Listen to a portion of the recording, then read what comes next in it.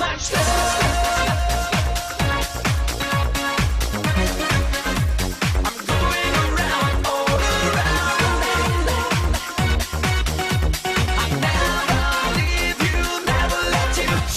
Dans What's In cette semaine, Michelangelo Conte qui fait son retour des années après le succès de Mozart d'opéra rock, ainsi que Madrias, l'ex-chanteuse de Trois Cafés Gourmands, qui lance sa carrière solo. Allez, What's In, c'est parti. Michelangelo Conte avait marqué le public dans le rôle de Mozart dans la comédie musicale Mozart l'opéra rock créée en 2009. S'il a continué à porter le rôle dans de nombreuses tournées à travers le monde, il n'avait toujours pas sorti son projet personnel. C'est chose faite désormais grâce à la rencontre avec Eric Serra. Mike a pu faire l'album qu'il voulait, libre et personnel. Il se confie maintenant dans What's In. Bienvenue sur What's In, ici Michelangelo Conte, le nouvel album Hard Decade, single Rendez-vous au pont, premier single, je vous attends tous. Ciao.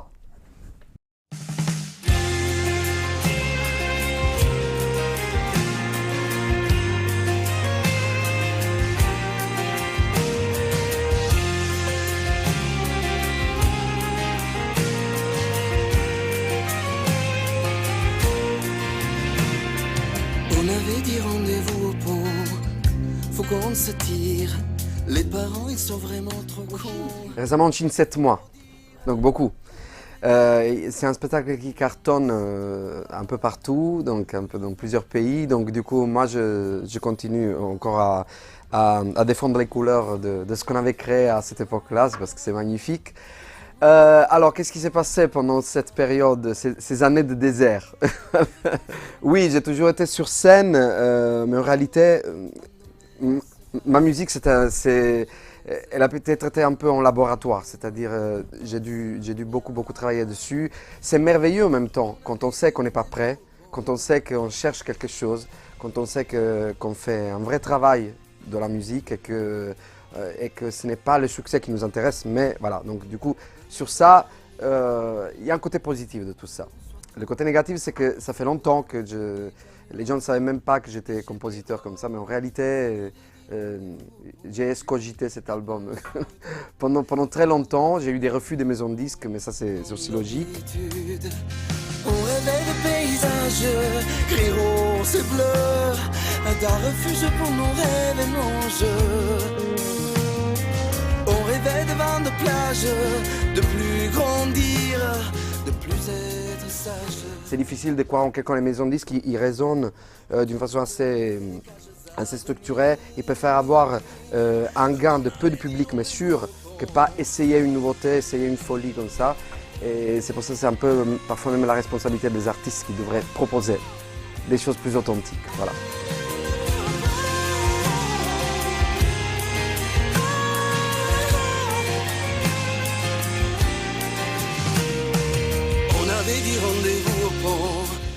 Je voulais pas faire un album dans l'indifférence totale, voilà, je voulais faire quelque chose voilà, qu'au moins quelques journalistes se penchent dessus et qui me disent « Ok, tu as fait un vrai travail, même si ça n'a pas marché, mais au moins tu peux être fier de moi comme ça. » Regardons la route vide qui scintillait, et je pleurais comme un gamin qui tombait. Alors moi je suis fier de cette collaboration, pas seulement pour le nom qu'Eric Serra il a dans le monde et pour le bien qu'il va faire à cet album, évidemment, indirectement, voilà, il y a tout ça. Et pourquoi je dis indirectement? Parce que ce n'était pas la raison principale. La raison principale, c'est l'énergie avec laquelle il fait de la musique. J'avais besoin de cette énergie. Et un jour, quelqu'un qui m'aime beaucoup, il m'a dit « Pourquoi tu lui demandes tout simplement de faire ton album ?» Voilà. Et moi, je lui ai demandé, humble, tel que je suis, voilà, sans vendre rien de tout, ni acheter rien de tout, je lui ai demandé de faire ça. J'ai essayé des avions pour nulle part, mais souvent je m'en reviens au pont de notre faux départ. C'est comme une cicatrice et certains soirs. Il m'a dit évidemment d'abord un non direct parce que c'était impossible, évidemment. Mais parce que Eric, dans sa vie, il ne fait pas ça. Il ne fait pas les albums des amis ou des artistes qu'il aime, voilà. Mais après, quand il a compris que c'était un projet libre, une musique particulière, un vrai combat, là, il s'est penché dessus et il a dit « Ok, on va le faire ». Je l'ai même attendu longtemps parce qu'il avait beaucoup de choses à faire, mais j'ai voulu que ça se fasse. Voilà.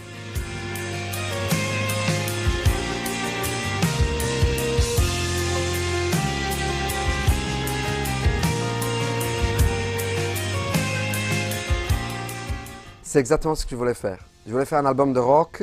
En ce moment, le rock italien, déjà à la base, c'est quelque chose qui est devenu beaucoup plus important dans le monde. Il a toujours existé. J'ai toujours adoré ce style de rock italien donc, qui était très fort en Italie. Au contraire de ce que le monde puisse penser, les Italiens écoutent beaucoup de rock. Et la preuve, c'est déjà les Måneskin qui... Voilà, donc du coup, sur cette voie lactée qui se crée de ces artistes qui commencent à affirmer le rock et qui commencent à sortir au monde comme ça, ben moi, que j'étais en France et que normalement les gens n'acceptaient pas un album de rock dans les maisons de disques comme ça, ben j'ai pu faire mon album de rock à moi qui est plus ou moins prêt depuis un peu de temps. Pour te surprendre, tarte-moi sur tes seins, fais le dupe de mes lèvres. Je baiserai tes mains, je ferai que ça te plaise. Il y en a qui remontent à très très longtemps puisque c'est un album que je devais en fait absolument faire. C'est quelque chose qui... Il y a certaines chansons qui viennent de l'adolescence carrément. Parce qu'en fait c'est l'album de l'adolescence, l'album de l'émancipation. De quand j'ai commencé à écrire des chansons. Il y a une chanson que j'ai commencé à écrire à 14 ans déjà. Voilà, donc du coup ça remonte vraiment à très très très très longtemps. Il y a d'autres choses qui se sont évoluées mais que j'ai composées très très jeune. En fait c'est plus ou moins ce que j'avais composé dans l'adolescence, voilà, et avec certaines chansons actuelles, voilà, c'est tout. Ils sont ma richesse, mon étendard, ils sont ma terre. Tarte-moi sur tes seins, fais le dupe de mes lèvres. C'est très personnel, moi je crois beaucoup artistiquement à l'adolescence, à cette période-là. Parce que je crois que c'est le moment où instinctivement, on ne fait pas gaffe à ce qui se passe autour, même si on a des idoles, des trucs comme ça. Et on se canalise vraiment à faire quelque chose d'authentique, on a besoin de s'exprimer. Dans mon cas, ce n'est pas seulement les textes, c'est surtout la musique. Donc du coup, ça me correspond tellement que voilà.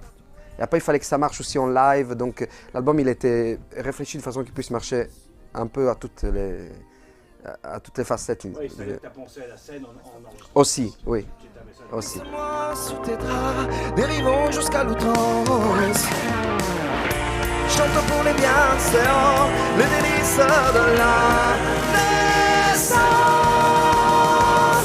Tâche-moi sur tes seins.